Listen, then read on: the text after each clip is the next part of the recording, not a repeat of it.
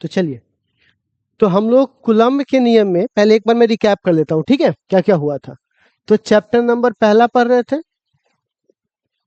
Chapter number पहला का नाम था वैद्युत आवेश तथा क्षेत्र, ठीक है। ये हमारे पास चैप्टर था। इसमें सबसे पहला जो टॉपिक था उसका नाम क्या था वो? वैद्युत आवेश, ठीक। दूसरा टॉपिक का नाम क्या था? वैद्युत बल, ठीक है। तो वैद्युत बल का जो फॉर्मूला निकालते थे वो था F बराबर K into Q1 Q2 by R square. इसको कूलम्ब का नियम कहते हैं। अगर मैं इसके ऊपर लगा दूंगा वेक्टर, आर कैप लगाना पड़ेगा, ठीक है। थोड़ा सा अगर और आगे आगे बढ़ूं और तीसरे टॉपिक की बात करूं, तो वैद्युत बल का ही अध्यारोपण सदिश रूप तो यहाँ हो गया। अब कौन सा रोपण हुआ? तो अध्यारोपण जैसा ये कल मैं आपको पढ़ा चुका हूं, ये कहता है जितने बल है तो सारों को आप क्या कीजिए, लिख दीजिए। यही ना होता है। इस पे हम लोगों ने एनसीईआरटी क्वेश्चन को क्या किया था, वो सॉल्व कर लिया था, ठीक है। अब इसका आखिरी क्लास आज करके और इस कूलम्ब के नियम को हम क्या करते हैं, वैद्युत बल वाले कहानी में क्या करते हैं, वो खत्म कर देते हैं, ठीक है ना। अब आखिरी बात क्या है, तो सबसे पहले ये क्वेश्चन पूछ भी चुका है 2 नंबर में, ठीक है। तो ये क्वेश्चन है हमारे सामने, ठीक है ना। कूलम्ब के नियम की परिसीमा क्या है बुआ? कूलम्ब के नियम की परिसीमा। इसको इंग्लिश में कहते हैं लिमिटेशन ऑफ कूलम्ब्स लॉ। मतलब आपसे वो क्वेश्चन करता है कि कूलम्ब के नियम ऐसा तो नहीं है कि तुम जहां चाहो वहां अप्लाई कर दोगे, इसकी भी तो कुछ एक ऐसी बाउंड्री होगी जिसके आगे तुम उसको अप्लाई नहीं कर सकते। तो वो कौन कौन सी कहानी है, कौन कौन सी बात है जहां पे कूलम्ब के नियम है ना, वहां पे लगाना आपको बंद कर सकता है। तो वो नियम, वो बात क्या क्या है। तो सबसे पहले आप लोग पॉइंट पहला, तो आप लोग एक काम करो, हेडिंग दो, मैं लिखवाना चालू करता हूँ, ठीक है, कि कूलम्ब के नियम की क्या परिसीमा है। लिखिए बाबू, कूलम्ब के नियम की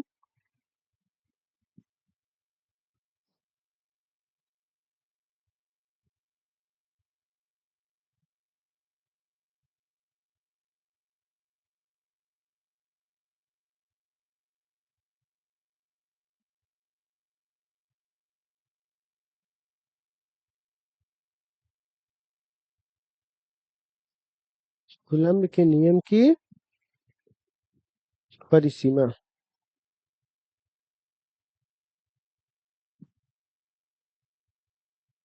हो गया। अब क्या होता है जो जरा देखिए, हुआ सबसे पहले जैसे दो चार्ज है Q1 और Q2। अगर मान के चलो बउआ, दोनों चार्ज की जो दूरी है वो R है, ठीक, ठीक है, जैसे। लेकिन अगर सपोज करो, ठीक है, कि ये ऐसा हो जाए, ये बिंदु रहे और यहाँ पे वो डंटी आ जाए और इस पर Q2 चार्ज है। अब तुम दूरी कहाँ से लोगे? अगर तुम दूरी यहाँ से लोगे तो ये सब चार्ज छूट जाएगा। दूरी अगर तुम यहाँ से लोगे तो फिर ये आगे हो जाएगा, ये पीछे हो जाएगा। और तुम दूरी अगर यहाँ से लोगे तो फिर ये आगे छूट जाएगा। तो अब बताइए, यहाँ पे दूरी बदलना चालू हो जाएगा। तो क्या ये जो कूलम्ब के नियम है वो इसके लिए लागू होगा क्या? क्यों नहीं होगा? क्योंकि ये वस्तु आ गया, और वस्तु आ गया तो इसका चार्ज अलग अलग जगह पे फिक्स हो गया, और हमको दूरी क्या चाहिए, फिक्स जगह से चाहिए। तो यह किसके लिए लागू है? किसी भी आवेश के लिए कि बिंदु आवेश के लिए? बिंदु से हमारा दूरी, देखो ये नहीं कि आप, कई लोग क्या होगा आएंगे, कूलम्ब का नियम सिर्फ लागू है बिंदु आवेश के लिए, लेकिन वो सब चिल्लाने की जरूरत ही नहीं है। आप उसको सामने शांति से बताइए कि क्यों ऐसा हुआ, कारण क्यों हुआ। क्योंकि आप अलग जगह से मापिएगा तो दूरी बदल जाएगा, लेकिन बिंदु से बिंदु मापने पर दूरी बदलने वाला नहीं है। आ रहा है बात समझ में? ठीक है ना? तो इसीलिए हम लोग कहाँ से कहाँ मापते हैं? बिंदु से बिंदु। तो बताइए, कोई पूछिए कूलम के नियम किसके लिए लागू है? दो बिंदु आवेशों के लिए। किसके लिए बउआ? तो लिखिए तो, कूलम्ब का नियम, कूलम्ब का नियम, कूलम्ब का नियम दो बिंदु आवेशों के लिए लागू होता है।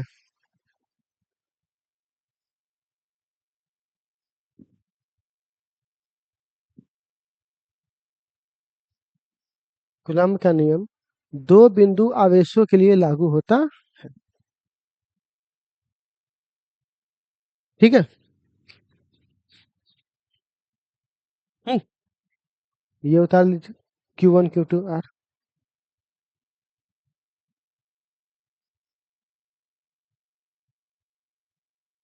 दूसरा पॉइंट बउआ, ये चार्ज आवेश जो है, यहाँ देखिएगा ध्यान से, रुका हुआ रहेगा तब ना इसकी दूरी नहीं बदलेगी। अब मान के चलो ये चार्ज मोशन में आ जाए, तो इसकी दूरी क्या हो जाएगी? बदलती रहेगी। तो क्या हमारा एफ का मान नियतांक रहेगा? वो भी तो बदलने लगेगा ना। तो हमको अगर एफ का मान सही करना है तो इसको क्या करना पड़ेगा? रोकना होगा, विरामावस्था में होना चाहिए। लेकिन फिर यहाँ पर एक कॉन्सेप्ट है, प्रोटॉन, इलेक्ट्रॉन, इलेक्ट्रॉन चारों ओर घूम रहा है, तो क्या ये रुका हुआ है? तो क्या इसमें लगेगा कि नहीं लगेगा कूलम का नहीं? लगेगा। पर आप तो बोले कि रुका हुआ होना चाहिए, अब फिर यहाँ तो चल रहा है। ध्यान से देखो, इसकी दूरी बदल रही है क्या? हमारा खेल चलने रुकने से, क्या हमारा खेल दूरी से है? आप समझ में आ रहा है? तो सिर्फ ये नहीं रखना है कि दो वस्तु अति आवेश क्या होना चाहिए, विरामावस्था में होना चाहिए। ये बात सही है, विरामावस्था में होना चाहिए, लेकिन वो नचे भी तो उसको दूरी ना बदले, और ऐसा सर्कल पे संभव है। बात समझ में आ रहा है? तो अब आपको दोनों बात समझ में आ गया? ठीक है। तो यहाँ पर हाइड्रोजन एटम के लिए भी ये लागू हो जाएगा। ठीक है ना? ठीक है, इलेक्ट्रॉन मूव। ठीक है, तो लिखिएगा यह नियम, अगला पॉइंट में यह नियम दो विरामावस्था वाले आवेशों के लिए लागू होता है। दो विरामावस्था वाले आवेशों के लिए लागू होता है। यह नियम दो विरामावस्था वाले, यह नियम दो विरामावस्था वाले, यह नियम दो विरामावस्था वाले आवेशों के लिए लागू होता है, लागू होता है। ठीक है, चलिए, तो आप लोग एक काम करेंगे प्यारे बच्चों, इसे नोट कर लीजिए, नोट कीजिए। श्याम, थोड़ा सा शीतल जल का प्रबंध करो तो। जी जी जी जी सर। श्याम, अपना प्रिंटर खरीदना है एगो, ये सब का टेस्ट करवाने के लिए अपना प्रिंटर जरूरी है। ये सब 10 बजे दुकानें खोलता है।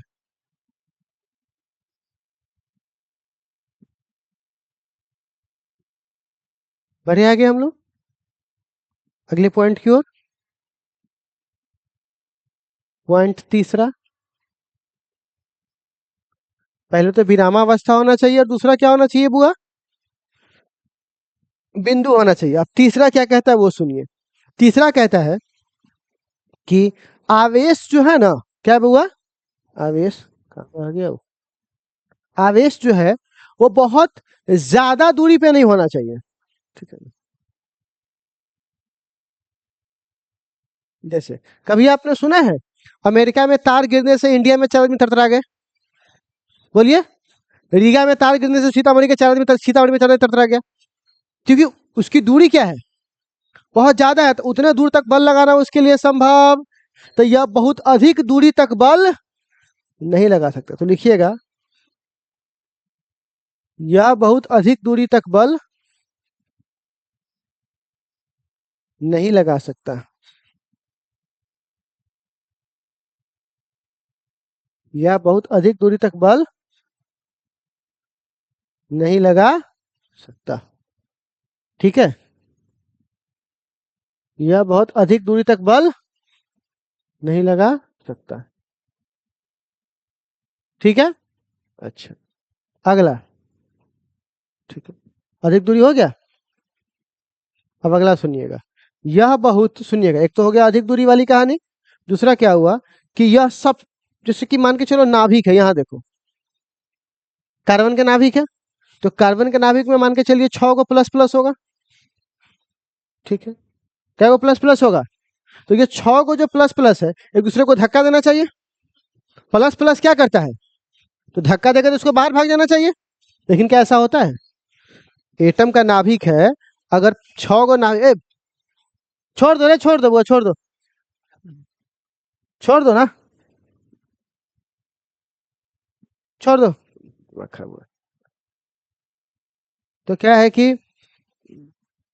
यहाँ पे क्या मान के चलो एक नाभिक है, तो नाभिक है मान के चलिए 6 क्या है, कुछ आवेश रखा हुआ है प्लस चार्ज, तो ये प्लस प्लस दूसरे को धक्का देगा तो भाग जाना चाहिए।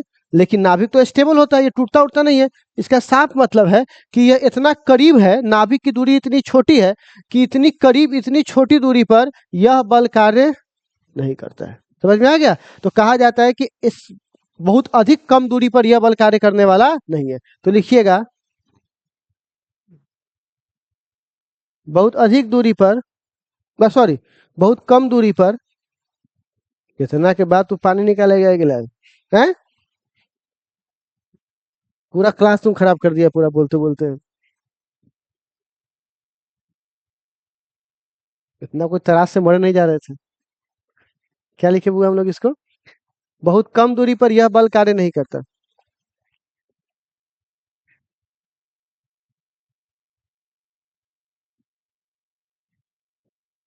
अभी तक गर्मी ठीक से है वो नहीं किया, कल सूखने लगा है। ठीक है, तो क्या बोले बुआ? ये हो गया, कार्य नहीं करता, इतना बात समझ में आ गया। चलिए नेक्स्ट। ठीक है, आगे बढ़े बुआ। अब ये हमारा खत्म हो गया। तो ये 4 बात आप लोग याद रख सकते हो क्या? कूलम के नियम की परिसीमा में पहली बात क्या है? यह बिंदु आवेश के लिए लागू होता है। दूसरा क्या है? विरामावस्था के लिए। तीसरा बात क्या है? बहुत अधिक दूरी के लिए लागू नहीं होता। तीसरा क्या है? चौथा क्या है? बहुत कम दूरी के लिए लागू नहीं होता है। ठीक है, तो हमारा कूलम का नियम खत्म हो गया। लेकिन इसमें एक चीज और देखना है, कूलम के नियम और गुरुत्वाकर्षण के नियम में तुलना। ठीक है ना? तो लिखिएगा, लिखिएगा, कूलम्ब का नियम और क्या? गुरुत्वाकर्षण के नियम में तुलना। और एक तरफ लिखो कूलम का नियम, एक तरफ क्या लिखो? गुरुत्वाकर्षण। अच्छी, इसकी पारो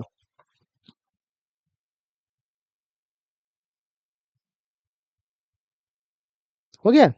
5 को अंतर लिखवा देते हैं। बउआ सबसे पहले एक बात बताओ, कूलम्ब का नियम आवेशों के बीच में लगता है, लगता है ना?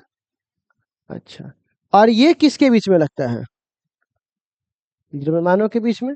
तो लिखिएगा, यह बल 2 आवेशों के बीच लगता है।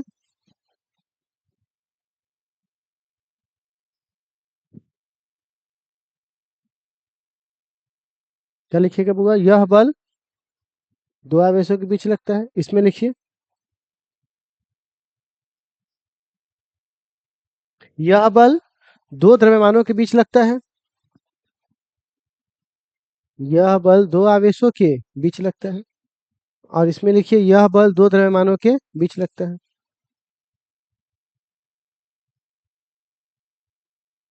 ठीक है, चलो दूसरा। पहला हो गया। अच्छा, दूसरा देखिएगा, कूलम्ब का नियम जो है वो आकर्षित भी हो सकता है और प्रतिकर्षित भी हो सकता है। प्लस प्लस होगा तो धक्का देगा, और प्लस माइनस होगा तो क्या होगा? खींचेगा। लेकिन यह हमेशा क्या होगा? आकर्षित, क्योंकि दो द्रव्यमान हमेशा एक दूसरे को क्या करता है, अपनी ओर खींचता है। छत पर से कूद के देखिए ना, समझ में आ जाएगा कि खींचता है कि धक्का देता है। ठीक है, तो आप बताइए इसका नेचर क्या हो सकता है? आकर्षित भी हो सकता है, प्रतिकर्षित भी हो सकता है, और ये क्या होगा सिर्फ? तो लिखिएगा बल की प्रकृति, बल की प्रकृति आकर्षित और प्रतिकर्षित,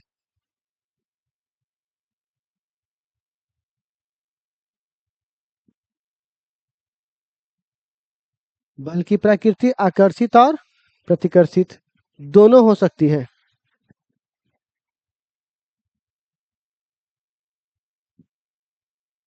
दोनों हो सकती है। ठीक है, और इसमें क्या लिखिएगा? बल की प्रकृति, बल की प्रकृति आकर्षित होती है। ठीक है, बल की प्रकृति प्रकृति क्या होती है बुआ? आकर्षित होती है। दूगो हुआ। तीसरा बुआ, आप देखते होइएगा इसका के का मान अलग अलग माध्यम में अलग अलग होता है। हवा में अलग, पानी में अलग होता है ना, लेकिन इसके जी का मान कहीं भी अलग। तो यह माध्यम पर निर्भर करता है और यह माध्यम पर निर्भर नहीं करता। तो लिखिएगा यह माध्यम पर निर्भर करता है, माध्यम, हाँ, यह माध्यम पर निर्भर करता है,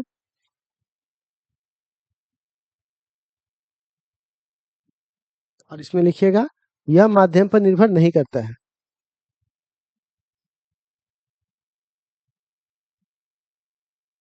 यह माध्यम पर निर्भर करता है और यह माध्यम पर निर्भर नहीं करता।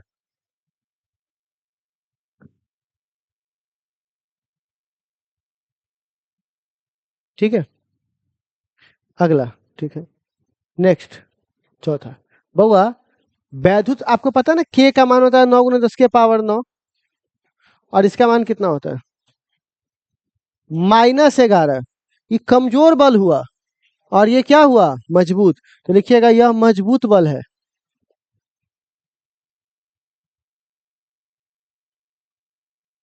क्या लिखिएगा? यह मजबूत बल है। और इसमें क्या लिखिएगा बुआ? यह कमजोर बल है। यह मजबूत बल है, और इसमें क्या लिखिएगा? यह कमजोर बल है।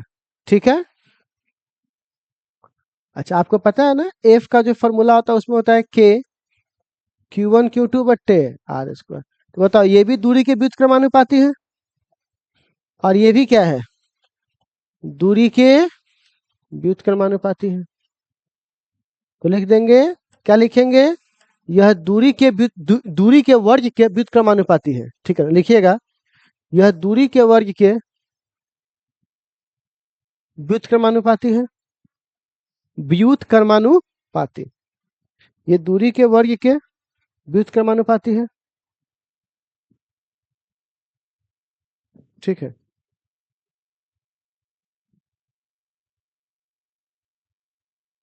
और इसमें भी लिखिएगा ये दूरी के वर्ग के व्युत्क्रमानुपाती है। ठीक है, इसमें भी क्या लिखिएगा? दूरी के वर्ग के व्युत्क्रमानुपाती है। ठीक है, तो अंतर क्या लिखा? तुलना लिखवाए हुए, ठीक से देखिए ऊपर, तुलना है ना, तुलना में समानता समानता दोनों आता है। ठीक है, चलिए, तो इतना 5 पॉइंट आपको समझ में आ गया। तो ये हमारा कूलम्ब के नियम का क्या था बुआ? अंतर, दोनों में कूलम्ब के नियम और इसमें अंतर था। ठीक है, अब आपको अभी तक बोर्ड एग्जाम के लिए अब हमको कितना क्वेश्चन आपके जुबान पे चाहिए हमको याद? ठीक है ना, उस क्वेश्चन सबका आप नाम सुन लीजिए। संडे को आप लोग इसको जुबान पे याद करके आइएगा। ठीक है ना, और ठीक है ना, हाँ, मतलब संडे को, मंडे को आइएगा तो ठीक है ना। तो पहले संडे को आप लोगों के पास टाइम है, बढ़िया से आप लोग याद कर लीजिएगा। ठीक है ना, और यहाँ पे संडे को आके टेस्ट देना है आप लोगों को। ठीक है ना, खाली सब्जेक्टिव का, ऑब्जेक्टिव का नहीं। ठीक है, हाँ, कल। और सुन लीजिए टेस्ट किस चीज का होगा। तो सबसे पहले आपके पास एक टर्म है, क्या होगा? आवेश किसे कहते हैं? तो एक तो ये हो गया, सिर्फ सब्जेक्टिव, ऑब्जेक्टिव के लिए ऑब्जेक्टिव सीरीज है। ठीक है ना, दूसरा, आवेश के बाद आवेश के क्या था हुआ? गुण, जैसे क्वांटमीकरण, याद आया? उसके बाद क्या था हुआ? अच्छा, ठीक, अगला परिभाषा, आवेश का जो आवेशीकरण हुआ था तो उसकी एक विधि थी घर्षण विधि, याद आया? और एक विधि क्या था? प्रेरण। नहीं, चालन नहीं पूछता है, प्रेरण। ठीक है, उसके बाद आपको याद होगा, ठीक है ना, एक को बोलते हैं रेखीय, याद आया? रेखीय घनत्व, घनत्व। उसके बाद क्या था? सतह। और उसके बाद क्या था? आयतन। ये पूछा हुआ है, ठीक है। ठीक है, अच्छा, इसके बाद आपको पूछेगा कूलम्ब का नियम, कूलम्ब का नियम। और उसके बाद आएगा बुआ परा, याद है? वैद्युतशीलता, वैद्युतशीलता, ठीक। और इसके बाद आता है बुआ कूलम्ब के नियम की परिसीमा, जो भी पढ़ाया है, कूलम्ब के नियम की परिसीमा। इतना ही आपका है, तो बताइए इसमें कितना आपके पास हो गए? इतना दो नंबरी आप याद कर सकते हैं? बोलिए। ऑलरेडी सब बढ़ा चुके हैं, तो कल आपको इतना दो नंबरी याद करके आना है, ठीक है ना। इसमें से किसी 5-6 का हम क्वेश्चन आपसे लिखवाएंगे, तो आप बढ़िया से क्या कीजिएगा बुआ, रट रट के बढ़िया से आप लोग आइएगा, ठीक है बच्चे लोग? आ सकते हैं कल, ठीक है ना। तो कल आप लोग इसको बढ़िया से पढ़ करके रट करके आइएगा, ठीक है ना। आए अपने अपने टाइम पर 9 बजे, ठीक है ना, रट के आइएगा। और हाँ, क्या बोलते हैं उसको, हाँ, सब्जेक्टिव का टेस्ट है। और कल आप लोग टेस्ट दीजिएगा, और जो पिछले बार वाला दिए थे ना टेस्ट, उसका कॉपी हम यहीं पे चेक कर लेंगे, ठीक है ना। आप लोग टेस्ट दीजिएगा, हम चेक कर लेंगे। हाँ, तो उसी का ना बोल रहे हैं, आप यहाँ टेस्ट दीजिएगा, कॉपी चेक कर, उसी में कॉपी आपको वापस करके चले जाएंगे, ठीक है ना। बउआ, सब्जेक्टिव का हो जाएगा आपका टेस्ट कल, ठीक है। और उसके बाद इतने क्वेश्चन आपको देख लेना है। और प्यारे बच्चों, एक बात समझ लीजिए, सोमवार को जब आप आइएगा तो जो बताया है आप लोगों को प्रक्रिया करके वापस यहाँ आना है, ठीक है ना। अपने गार्जियन को जाइए, धीरा दीजिए, ठीक है।